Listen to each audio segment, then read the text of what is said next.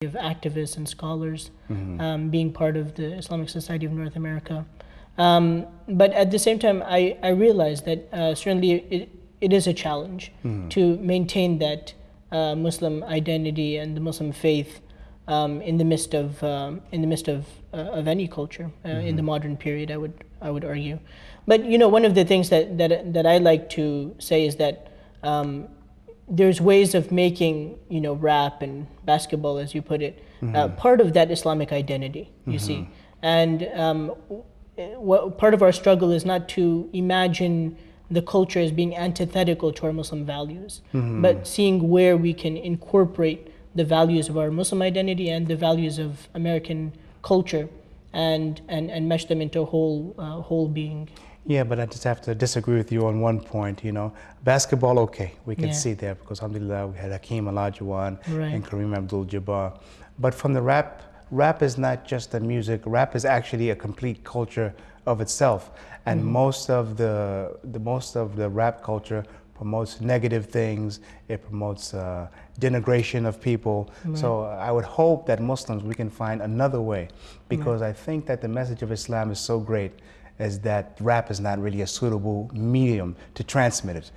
Some people might think so, but I think if we focus on energies on finding just another way, because I see Muslims who say they listen to Muslim rap, but still I see their clothes and I see everything. The only thing is they're just like 1 degree away from that other side of rap culture. So I agree that there's a negative element to it, but I think that part of the responsibility of Muslims is to change something that's negative and turn it into positive.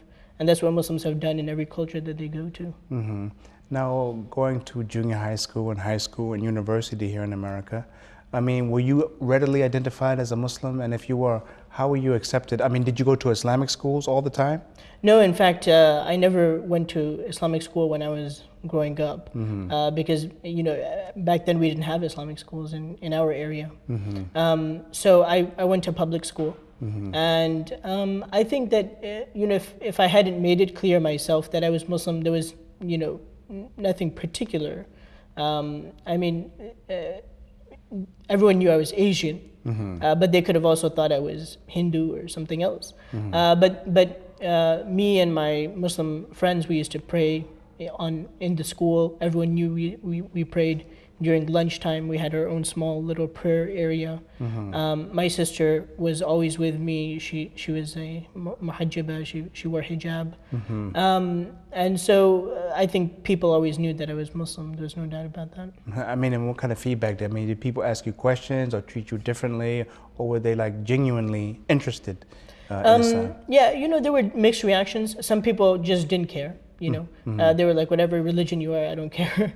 Other people had very genuine interest and questions. And then surely there was also the group of people who just always associated something very negative with Islam.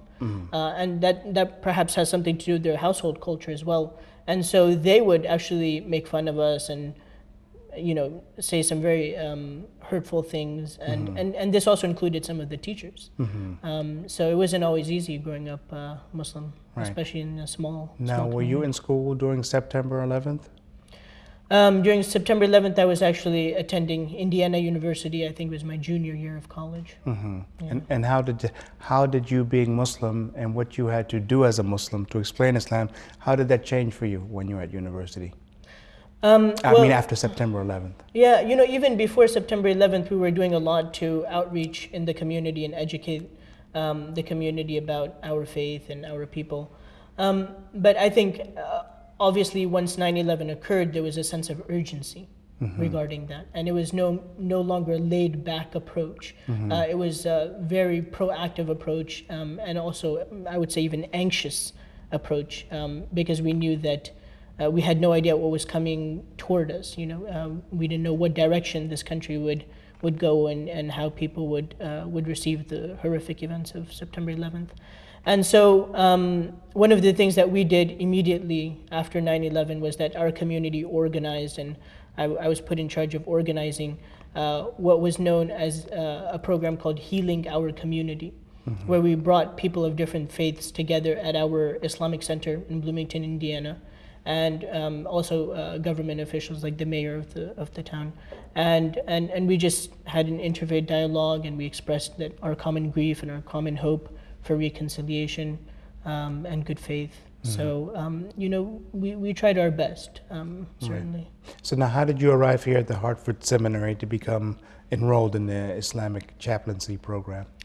Yeah, actually, it's a very interesting question, because when I was in college, I was very active participant of the Muslim community, and I was seen as one of the leaders of the Muslim community, and I really enjoyed just working with the Muslim community and also teaching about Islam, both for Muslim youth and also for non-Muslims. I thought I would take this and translate it in the real world into the field of journalism, and that's what I started doing when I was in Chicago. I moved to Chicago and I started working as a freelance journalist. And while I was working there, I was offered a contract to write the Quran for Dummies, part of the famous Dummy series here in the United States. Right.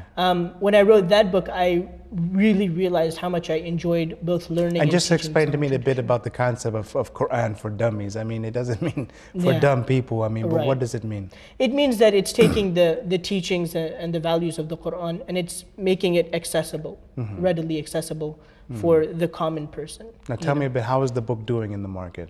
It's doing very well, actually. Yeah, it's doing very well. Our sales have been increasing every tri-semester. And so it's been received very well as well. I actually have an email account that I offer my readers in the book to keep in touch. And so every day, or actually every week, I get at least 5 or 6 new people writing to me. And what are some of the things they say, or some of the questions they ask you? A lot of it is just points of clarification. They read something in the book and they say, we really enjoyed the book, we want a clarification on. Oftentimes it has to do with either the role of women in Islam, or interfaith relations and things like that, or issues of when is the concept of jihad and